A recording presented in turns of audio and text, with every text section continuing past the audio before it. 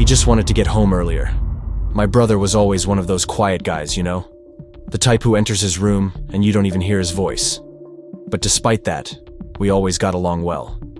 He was my younger brother, the youngest. I felt responsible for protecting him. But unfortunately, there are forces that, once we come in contact with them, we don't know how to defend ourselves from. When we were kids, we were always playing. Even though he was quieter, he loved playing with me, and I with him. But we grew up, and each of us went our own way. My brother, I noticed, was becoming more distant, more closed off, even with me. He spent the whole day on the computer, but I never wanted to know what he was doing. The truth is, things started to get difficult for our family, and my brother and I had to get a job. I worked at a mechanic's shop, and my brother worked at a supermarket near our house. He worked in the afternoon until night, arriving home around midnight. He could take the main avenue, which would take longer, or cut through a dark place that led to the back of the city's cemetery. People didn't like to pass by there, especially at night. They say strange things happen there. I personally don't go through there, but my brother said he didn't mind. He used to say he even liked that funeral silence, that he was more afraid of the living than the dead. But one day my brother came home, looking strange, out of breath. I asked what happened, and he told me it was nothing. In the following days, he started arriving a bit later than usual.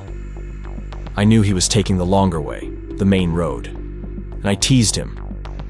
"What? Are you afraid of the dead now?" He didn't even answer. A few days later, he came home again, out of breath, with a look of terror. He stopped and said, "Something strange is happening when I pass by the cemetery." I teased him again. "Are you seeing ghosts now?" He replied seriously, "I don't know what it is, but I know it's something strange and scary." And then he started telling me the story. He told me that one night, passing by the back of the cemetery, he saw a gravestone he had never noticed before, as if it had been built recently. But it couldn't have been. That gravestone seemed so old and weathered by time, it couldn't have been built so recently. He said that the epitaph on the gravestone said, "Once you go, you never return." Up to that point, everything was fine. But he said that when he looked at those words on the gravestone, it felt as though they were speaking to him, entering his mind and heart. And from that day on, those words wouldn't leave his mind. But that wasn't the worst part. The worst part came next, he told me. One night, passing by that same spot, there it was, the gravestone, and those words. But that day, he told me that he became hypnotized by those words.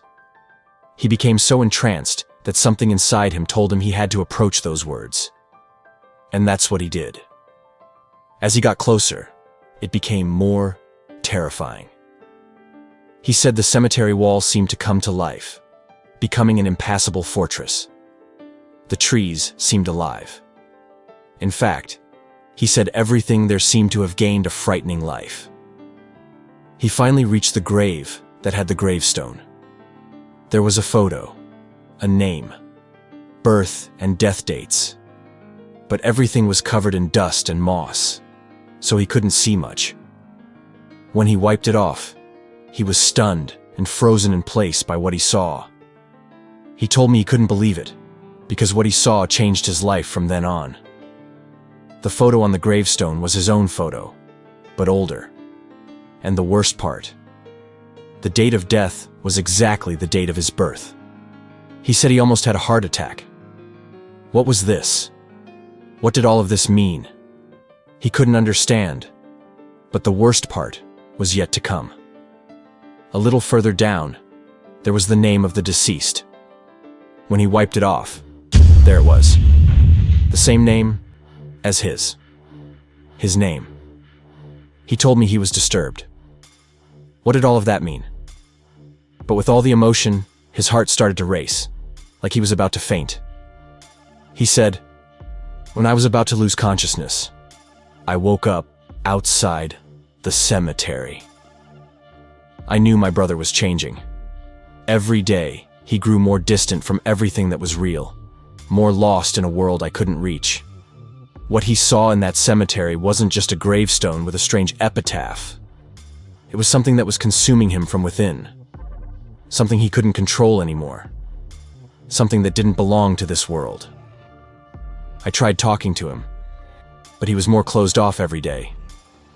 His eyes were empty, as if he was looking at something I couldn't see. I saw him walking around the house, muttering words to himself, always with that terrified expression. The phrase he repeated all the time, "Once you go, you never return," haunted me. What did it mean? He said it was consuming him, that the words echoed relentlessly in his mind, and he was losing control over his own thoughts. One night, after one of these discussions where I tried to get him to tell me more, he said something that froze me completely. He spoke about another place. He told me that when he was near the gravestone, something had taken him to another reality. He couldn't explain it properly, but with wide eyes, he told me he wasn't sure if he would ever come back. I didn't know what to say. I didn't know what to think. But seeing the pain on his face, the anguish, I knew he wasn't lying.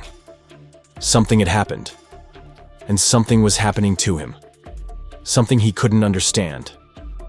So, even without understanding anything, I kept asking him, hoping to find some logical explanation for all of it. And he continued. I'll never forget the moment I found myself trapped in that place. What I felt there is impossible to explain. It didn't feel like time was passing. Everything around me was changing, but at the same time, nothing moved. It was like I was in limbo, in a place that couldn't be named, where nothing was truly fixed. I tried walking, but the path kept changing. I would take one direction, and suddenly the road would close, turn into a wall. The feeling that everything around me was alive, but at the same time completely indifferent to me, made me break into a cold sweat. I was being pursued by shadows that seemed to watch me, but didn't move. They were always there, around me. And every time I turned, I saw them disappear or merge into the walls. But the fear didn't come from those shadows. The true threat was what hunted me in the depths of that place. Something I couldn't see fully, but I knew it was close. It was as if some force was always watching me, waiting for the right moment to grab me. And I ran. I ran without knowing where to. There was no more sense. The places kept disintegrating. I passed through streets, houses, forests that seemed to be in the wrong place, as if they weren't in either the real world or any world at all. It felt like everything there was a prison. And I thought, how can someone be trapped here? How can someone get more trapped if they're already in this place? What is this place? How can someone get out? I was completely disoriented when I saw the temple. A structure that didn't seem to have been made by human hands, but still, it was there, imposing and empty. There was something that attracted me to it. Maybe it was hope. Maybe it was fear. I don't know, but when I entered, everything seemed even further from me. It was a dark room with a distant light, almost like light coming from an impossible point. There, in the center of the room, stood a figure. It didn't look like anyone I had ever seen. It wasn't a being from that place. There was something different about it. It stood still, as if waiting for something. And when its eyes met mine, I felt that it already knew who I was. Like it knew everything about me, my life, what was happening to me. I couldn't control myself. I approached, trembling. I asked, with a voice that almost faltered, "What place is this?" The being looked at me with a calm expression, but at the same time, something deep and incomprehensible. It didn't smile. There was no compassion in its eyes. just a twisted wisdom, as if it were trapped in a place beyond human understanding. "You're in Zarathiel." I didn't know what that meant. Zarathiel? The name sounded empty, but at the same time, it carried something I couldn't understand. I insisted, "How do I get out of here? I need to leave. I need to go back." The being simply observed me for a long moment, and I felt like it was evaluating my soul, as if it could see something in me that I couldn't see. Finally, it responded in a soft voice, but it sounded like a distant echo. "You can't leave here the way you came. Here, you don't return the same way you entered." I didn't understand the answer. I wanted to scream. I wanted to ask more questions. But it turned and started walking towards the void, as if the place itself swallowed it up. I tried to follow it, but when I passed through the door, it was no longer there. Nothing was there anymore. I found myself on a street that looked the same, but at the same time wasn't the same. What happened to it? What did it mean when it said that? How could I get out of a place where there was no exit? Everything was getting more confusing. The shadows grew denser. The others didn't move, didn't speak. They were just there, like statues. And I felt that somehow I was becoming part of it too. I don't know what happened to my body, but I know that my mind started to distort. I wasn't sure who I was anymore, or where I was. And that feeling of being watched never left me. Even now, I know something is waiting for me. I was shocked by my brother's account. I began to worry about his sanity. Was he losing his mind? The days passed, and he became even stranger. He started telling me, always with that distant look in his eyes, how hard it was to return home after everything he had seen.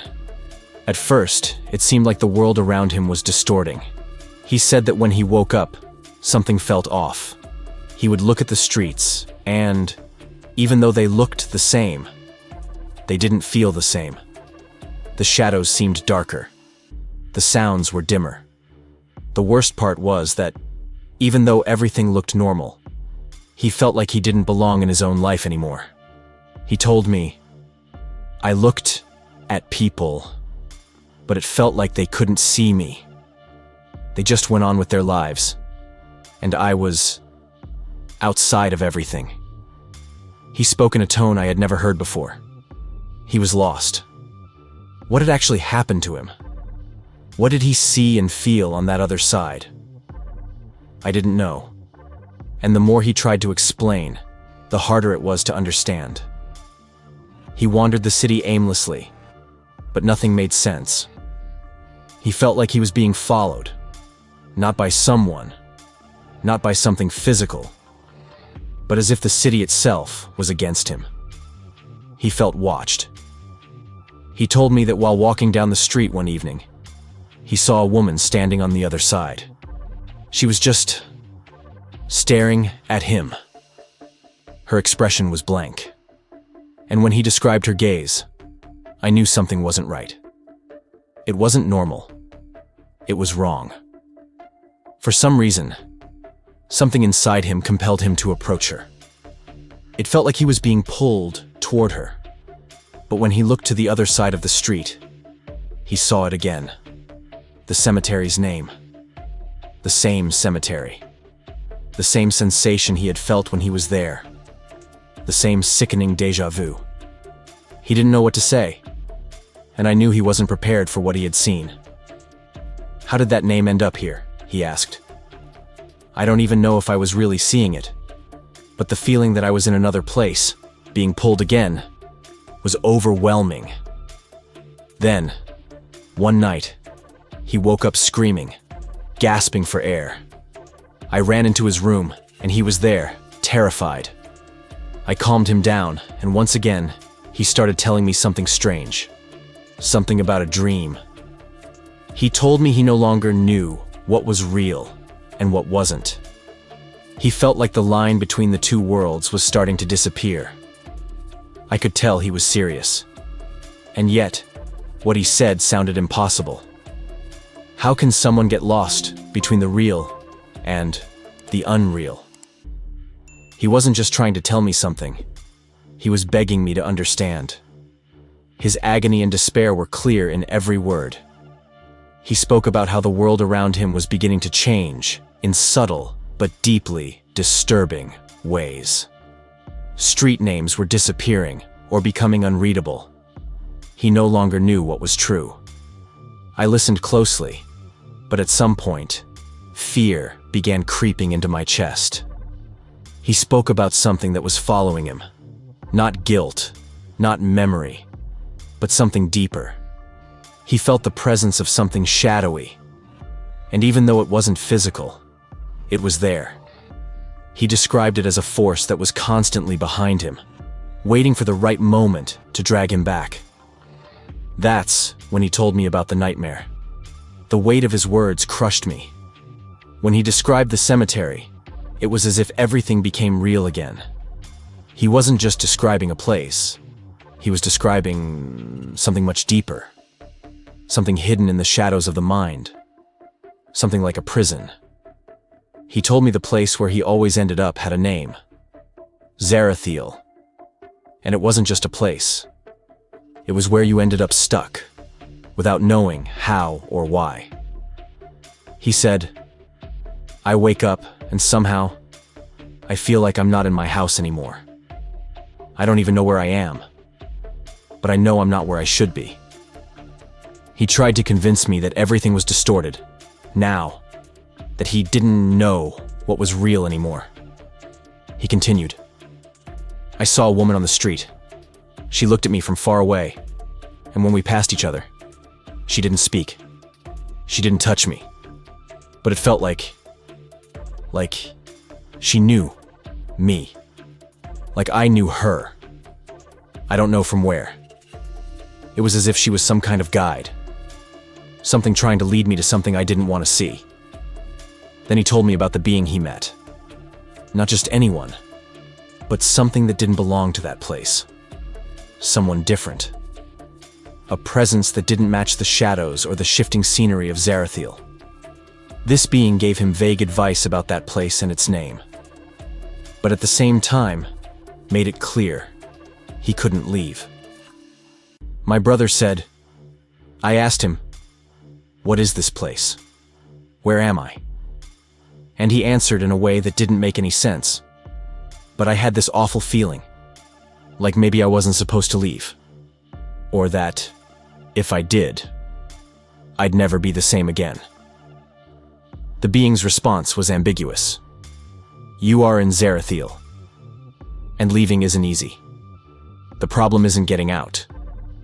The problem is that once you go, you never come back the same." I listened in silence, with a growing sense of dread. He didn't seem to be talking about anything physical anymore. It was something inside him, something that was consuming him, and he still didn't understand it. Now, as he told me all of this, he seemed torn in two. I could see that part of him was still stuck in that place he called Zarathiel, and he knew that if he didn't find answers soon, he would never be free. Not physically, not mentally. The worst part was, he didn't know how to get back. He was being consumed. Like an echo from that place, Zarathiel was still calling him. He knew he couldn't just walk away from it, but he didn't know how to escape the cycle. And finally, he told me, "I don't know what I'm gonna do. I don't know if I'm home or in Zarathiel. I don't know where I am anymore." I didn't know what to believe anymore, or what was even happening. My brother disappeared. Again. It wasn't the first time. I knew that, though I didn't want to admit it.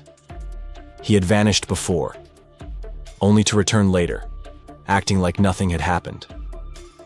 He would come back distant, hollow-eyed, with the look of someone who had seen something they couldn't explain. Always with that same air about him, as if part of him never really made it back. And no matter how many times I tried, I never found the right moment to ask what he'd seen. or where he had really been. But this time, he didn't come back. I looked for him for weeks, then months. But there was no sign, no trace, nothing. It wasn't like the other times. No strange stories, no empty eyes, no quiet return. Now there was only silence. And every day that passed, I felt like the line between him and that place, whatever that place is, was fading. The place he described to me. I started to understand it. Not because I had seen it, but because it began to make sense. Even if I couldn't name it. Even if I still didn't know exactly what it was. Something that devours. Deep down, I knew where he was. But the question is, how do you bring someone back from a place that has no door? How do you pull someone out of a space that doesn't even follow our rules? I know he's trapped, and I know he's not the only one. What he told me about that place, it's all starting to click. It wasn't just a location. It was something that changes you. Something that rewrites who you are.